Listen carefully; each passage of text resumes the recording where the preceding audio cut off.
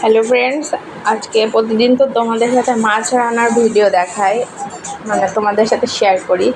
আজকে দেখো কি রান্না করেছি।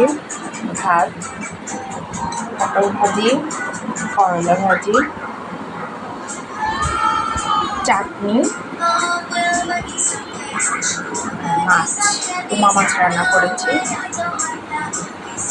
আর কি বল, এই দেখো এখানে একটা ভাজি হচ্ছে বরবটি ভাজি। টানটানা। বরবটিটা আমি পেঁয়াজ আর হালকা একটু রসুন দিয়েছি। পেঁয়াজ আর রসুন দিয়ে বরবটি ভাজিটা খেতে আমার খুবই ভালো। একটু সিদ্ধ কম হয়েছে, এই কারণে ঢেকে দিয়েছি। তো টাটা, এখন খেতে বসবো। বাই।